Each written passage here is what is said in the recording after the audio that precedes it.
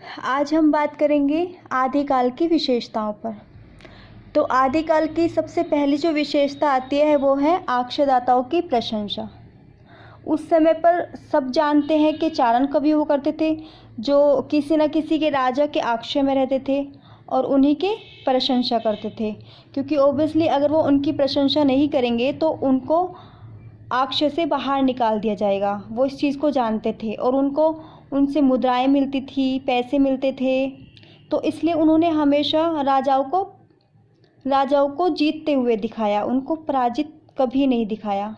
और जो आम जनता होती थी, समाज जो होता था, उसको साहित्य से हमेशा किनारे रखा, क्योंकि उनका मेन कर्तव्य था राजाओं की प्रशंसा करना। तो सबसे पहली आक्षदाताओं की प्रशंसा विशेषता में आएगी। दूसरी विशेषता है ऐतिहासिकता का अभाव। इन रचनाओं में ऐतिहासिक के प्रसिद्ध चरित्र नायक को तो लिया गया है, लेकिन उनका जो वर्णन किया गया है वह ऐतिहासिक नहीं है, वह काल्पनिक है, यानी कल्पना पर आधारित है। तीसरी जो विशेषता है वो है अप्रमाणिक रचनाएं, यानी सभी इतिहासकारों और साहित्यकारों ने आदिकाल के विभिन्न रचनाओं के संबंध में अपने अपने विचार दिए, अपने अपने मत दिया, और सभी का कालक्रम अलग अलग देखा जाता है। किसी इतिहासकार ने कुछ समय बताया तो किसी इतिहासकार ने कुछ समय बताया। इसलिए हमें इतिहासकारों के विचारों में बहुत मतभेद देखने को मिलता है, और इसलिए हम कह सकते हैं कि ये अप्रमाणित रचनाएं थी। उसके बाद फोर्थ जो विशेषता है वो है युद्धों का सजीव चित्रण। इसका एक कारण यह भी है कि इन राजाओं के जो सामंत कवि हुआ करते थे वो युद्ध में राजाओं के साथ जाते थे और सभी घटनाओं को प्रत्यक्ष रूप से देखते थे। इसलिए हमें आदिकाल में युद्धों का सही वर्णन देखने को मिलता है, सजीव चित्रण मिलता है। अब उसके बाद जो विशेषता आती है वो है संकुचित राष्ट्रीयता। वहाँ के जो राजा होते थे उन्होंने अलग अलग प्रांत बांटे हुए थे और उस प्रांत को वो राष्ट्र समझने लगे थे। इसलिए राजाओं में आपसी संघर्ष होता रहता था और एक दूसरे को ऊंचा दिखाने के लिए उनमें लड़ाई झगड़े होते रहते थे, और यही बाद में संघर्ष ही बाद में राष्ट्रीयता के अभाव का कारण बन गया। उसके बाद जो विशेषता आती है वो है वीर काव्य तथा श्रृंगार रस काव्य। उस समय जो काव्य रचा जाता था वो वीर काव्य तथा श्रृंगार रस में ज़्यादा रचा जाता था। जैसे वीर काव्य हम देख सकते हैं पृथ्वीराज रासो, हुमायूं रासो, विजयपाल रासो, कीर्ति पताका, और श्रृंगार रस में हम दे सकते हैं जैसे बीसलदेव रासो, ये श्रृंगार रस में आती है। उसके बाद जो विशेषता आती है वो आती है जनजीवन के चित्रण का अभाव।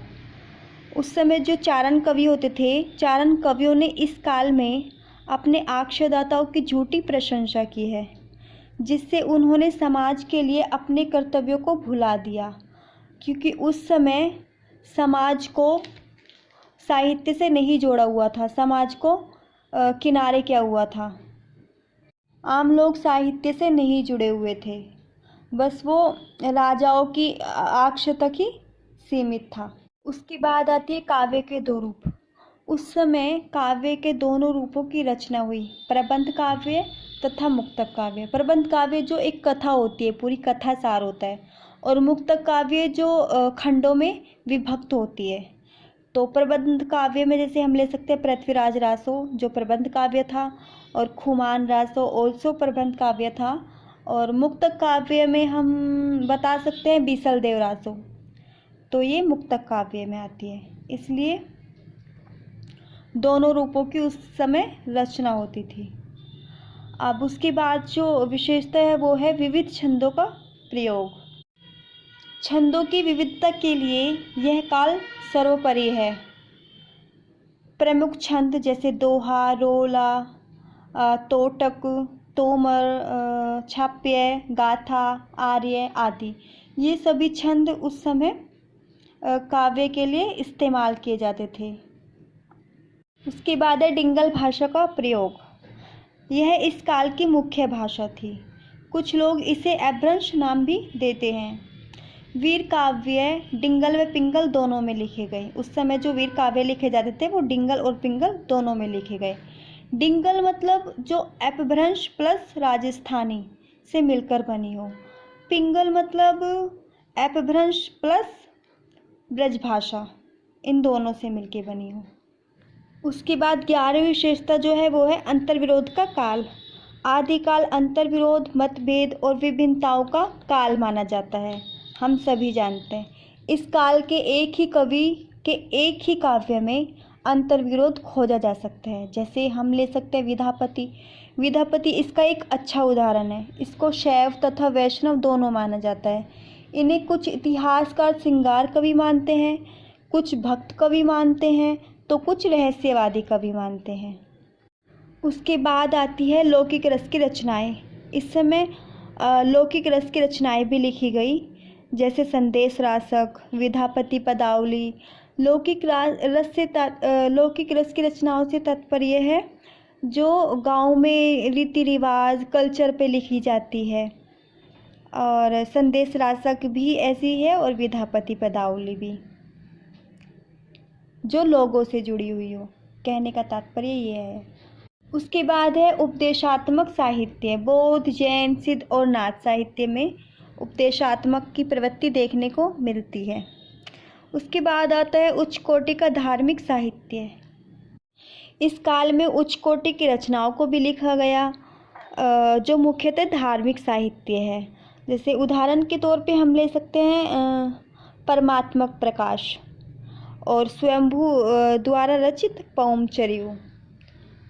ये सब उच्च कोटि का धार्मिक साहित्य में आती है। उसके बाद आता है फुटकर साहित्य। इस काल में फुटकर साहित्य रचनाएं भी लिखी गई। जैसे उदाहरण के तौर पर हम ले सकते हैं अमीर खुसरो की पहेलियाँ और मुकरियाँ। ये फुटकर साहित्य में आता है।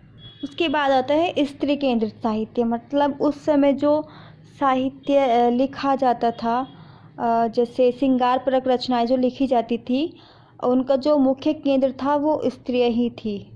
स्त्रियों की खूबसूरती दिखाने के लिए, और उस टाइम पे जो युद्धों का जो कारण था, जो युद्ध होता था आपसी राजाओं में, उसका एक कारण स्त्री भी मानी जाती है। उसके बाद आता है रासो साहित्य की रचना। आदिकाल में बहुत सारे रासो काव्य लिखे गए, जैसे हम लोग जानते ही हैं पृथ्वीराज रासो, हुमायूं रासो, विजयपाल रासो, है ना, बिसलदेव रासो आदि रासो काव्य उस समय लिखे गए।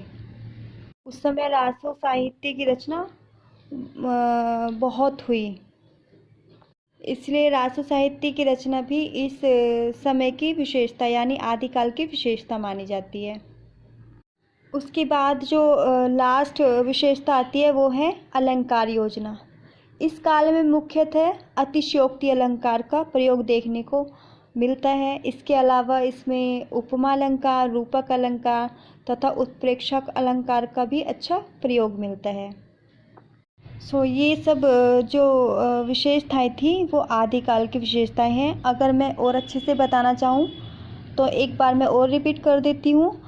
अक्षरदाताओं की प्रशंसा, ऐतिहासिकता का अभाव, अप्रमाणिक रचनाएं, युद्धों का सजीव कारण, संकुचित राष्ट्रीयता, वीर काव्य तथा श्रृंगार रस काव्य, जनजीवन के चित्रण का अभाव, काव्य के दो रूप, विविध छंदों का प्रयोग, डिंगल भाषा का प्रयोग, अंतर्विरोधों का काल, लौकिक रस की रचनाएं, उपदेशात्मक साहित्य, उच्च कोटि का धार्मिक साहित्य, फुटकर साहित्य, स्त्री केंद्रित साहित्य और लास्ट अलंकार योजना। यह सभी आदिकाल की मुख्य विशेषताएं हैं।